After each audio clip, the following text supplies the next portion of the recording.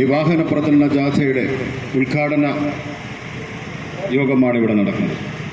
ഈ ചടങ്ങിൻ്റെ അധ്യക്ഷൻ ഏറെ ആദരണീയനും എൻ്റെ സുഹൃത്തും പ്രിയങ്കരനുമായ അരുവിക്കര നിയോജക മണ്ഡലം കമ്മിറ്റിയുടെ പ്രസിഡന്റ് ശ്രീ പുതുക്കുളങ്ങര മണികണ്ഠൻ, കോൺഗ്രസ് പാർട്ടിയുടെ വിതുര മണ്ഡലം പ്രസിഡന്റ് എൻ്റെ ചെറുകാല സുഹൃത്ത്, പ്രവാസി കോൺഗ്രസിൻ്റെ സംസ്ഥാന സെക്രട്ടറിമാരായി ഒരുമിച്ച് പ്രവർത്തിക്കാൻ സാധിച്ച, എന്നെ വ്യക്തിപരമായി എന്നെ സ്വാധീനിച്ചിട്ടുള്ള, വ്യക്തിപരമായി എനിക്ക് ഏറെ അറിയാവുന്ന എൻ്റെ ആത്മസ്നേഹിതൻ ശ്രീ AM നസീർ, കർഷക കോൺഗ്രസിൻ്റെ ജില്ലാ ഭാരവാഹികൾ, ജില്ലാ വൈസ് പ്രസിഡന്റുമാർ, ജില്ലാ ജനറൽ സെക്രട്ടറിമാർ, ഇവിടുത്തെ മണ്ഡലം പ്രസിഡന്റുമാർ, എല്ലാവരെയും ഞാൻ സമയക്കുറവ് കൊണ്ട് ഓരോരുത്തരുടെയും പേരെടുത്ത് പറയുന്നില്ല. എങ്കിലും ഈ പരിപാടി വിജയിപ്പിക്കാൻ സമയം കണ്ടെത്തി ഇവിടെ വന്നെത്തിയ എല്ലാ ഭാരവാഹികളെയും എല്ലാ നേതാക്കന്മാരെയും ഞാൻ ഒരിക്കൽ കൂടി ഹൃദയത്തോടൊപ്പം ചേർത്ത് വെച്ചുകൊണ്ട് എൻ്റെ ചുരുങ്ങിയ വാക്കുകളിൽ, ഒരു പ്രസംഗത്തിന് മുതിരാതെ ചുരുങ്ങിയ വാക്കുകളിൽ ഞാൻ എൻ്റെ ഉദ്ഘാടന പ്രസംഗം അവസാനിപ്പിക്കാം.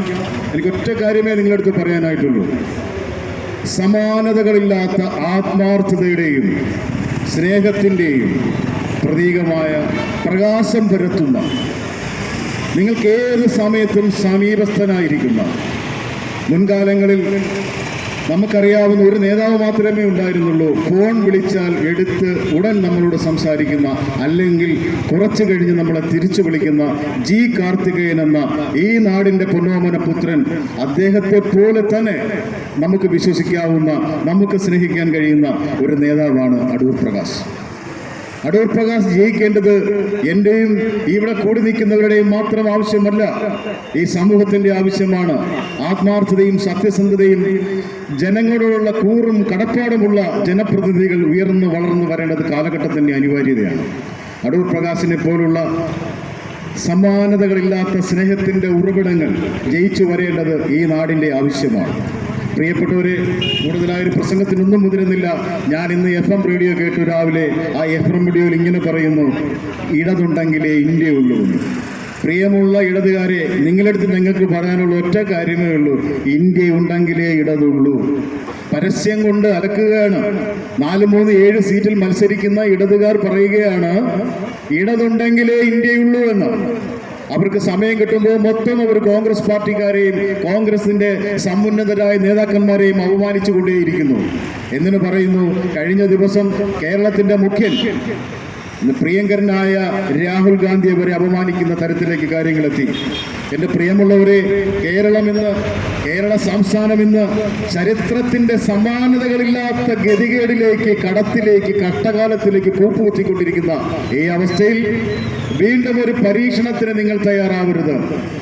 കൈപ്പത്തി ചിഹ്നത്തിൽ വോട്ടുകൾ രേഖപ്പെടുത്തി നമ്മുടെ പ്രിയങ്കരനായ അടൂർ പ്രകാശിനെ വിജയിപ്പിക്കണമെന്ന് മാത്രമാണ് ഞങ്ങൾക്ക് നിങ്ങളോട് അപേക്ഷിക്കുവാനായിട്ടുള്ളത്, അഭ്യർത്ഥിക്കുവാനായിട്ടുള്ളത്. ക്ഷേമ പദ്ധതികൾ മുഴുവൻ അവതാളത്തിലായി. ധൂർത്തിൻ്റെയും സ്വജനപക്ഷപാതത്തിൻ്റെയും കൂടപ്പിറപ്പുകളായി മാറിയ ഇടയന്മാരോടും വർഗവർണ്ണ ചിന്തകൾ കൊണ്ട് ഈ സമൂഹത്തെ മുഴുവൻ ഭിന്നിപ്പിച്ച് ജാതിയുടെയും മതത്തിൻ്റെയും പേരിൽ 2-3 കഷണങ്ങളാക്കി നമ്മളെ മാറ്റിയ കേന്ദ്ര സർക്കാരിനോടുമുള്ള നമ്മുടെ പ്രതിഷേധം നമ്മൾ അറിയിക്കണം. കർഷക പ്രതിസന്ധികളുടെ കാലഘട്ടത്തിലൂടെയാണ് നമ്മൾ കടന്നു പോകുന്നത്. ആത്മഹത്യ ചെയ്ത കർഷകന്റെ മുഖം മനസ്സിൽ തെളിഞ്ഞു വരികയാണ്. നമുക്ക് നിരവധിയായ പ്രശ്നങ്ങളുണ്ട്. നെൽകർഷകരുടെ പണം കൊടുക്കാൻ പോലും സാധിക്കാത്തൊരു സർക്കാർ. ചിങ്ങം 1-ന് കർഷകർ സെക്രട്ടേറിയറ്റ് നടയിൽ സമരം ചെയ്ത അവസ്ഥ പോലും ഉണ്ടായി. ചുരുക്കത്തിൽ എല്ലാ അർത്ഥത്തിലും പരാജയപ്പെട്ടു പോയ ഒരു സർക്കാർ. മാസപ്പടിയിലൂടെ, ഫോണിലൂടെ, A1 ക്യാമറയിലൂടെ എല്ലാ അർത്ഥത്തിലും പരാജയപ്പെട്ടു പോയൊരു സർക്കാർ. ഇനി നിങ്ങൾ എന്തിന് ഈ സർക്കാർ, ഈ ഇടതുപക്ഷത്തിനും ഈ BJPക്കും വോട്ട് ചെയ്യേണ്ടതായിട്ടുണ്ട് എന്ന് നിങ്ങൾ ചിന്തിക്കുക. കോൺഗ്രസ് മുക്ത ഭാരതമാണ് അവരൊക്കെ ആഗ്രഹിക്കുന്നത്. ഏറ്റവും കൂടുതൽ കോൺഗ്രസ് മുക്ത ഭാരതം ആഗ്രഹിക്കുന്നത് ഈ പിണറായി വിജയനും കൂട്ടരുമാണെന്നുള്ള കാര്യം ഇത്തരണത്തിൽ സ്മരിക്കാതിരിക്കാൻ നിവൃത്തിയില്ല. ഞാൻ ചുരുങ്ങിയ വാക്കുകൾ കൊണ്ട് ഞാൻ എൻ്റെ പ്രസംഗം അവസാനിപ്പിക്കുകയാണ്. അന്നം തരുന്ന കർഷകരെ,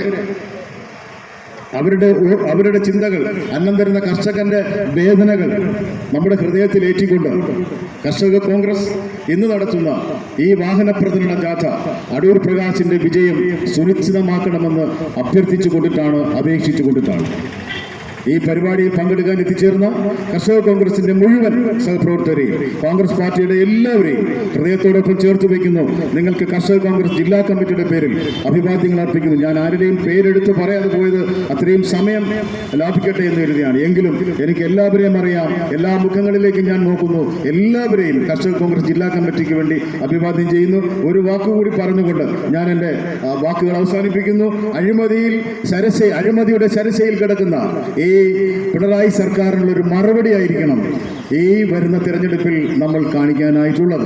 കൈപ്പത്തി ചിഹ്നത്തിൽ നിങ്ങളുടെ വിലയേറിയ സമ്മതിദാനാവകാശം വോട്ടുകളായി രേഖപ്പെടുത്തി വിജയിപ്പിക്കണമേ എന്ന് ഒരിക്കൽ കൂടി അഭ്യർത്ഥിക്കുന്നു. പിണറായി വിജയന്റെ ദാഷ്ട്യത്തിന്, മന്ത്രിമാരുടെ ദാഷ്ട്യത്തിന് തക്കതായ ഉത്തരം നൽകുവാൻ നിങ്ങൾക്ക് ഓരോരുത്തർക്കും സാധിക്കട്ടെ. നിങ്ങൾക്ക് എല്ലാ നന്മകളും ഉണ്ടാകട്ടെ. നിങ്ങൾക്ക് അടൂർ പ്രകാശിനോടുള്ള സ്നേഹം വോട്ടുകളായി ചെയ്യുവാൻ അവസരമുണ്ടാകട്ടെ. എല്ലാവരെയും ഒരിക്കൽ കൂടി അഭിവാദ്യം ചെയ്തുകൊണ്ട് എൻ്റെ വാക്കുകൾ അവസാനിപ്പിക്കുന്നു. ഈ വാഹന പ്രചരണ ജാഥ ഔദ്യോഗികമായി ഉദ്ഘാടനം ചെയ്തതായി അറിയിക്കുന്നു. ഒപ്പം ചേർന്ന എല്ലാവർക്കും സ്നേഹാഭിവാദ്യങ്ങൾ അറിയിച്ചുകൊണ്ട് എൻ്റെ വാക്കുകൾ അവസാനിപ്പിക്കുന്നു. ജയ് കോൺഗ്രസ്, ജയ് കർഷക കോൺഗ്രസ്.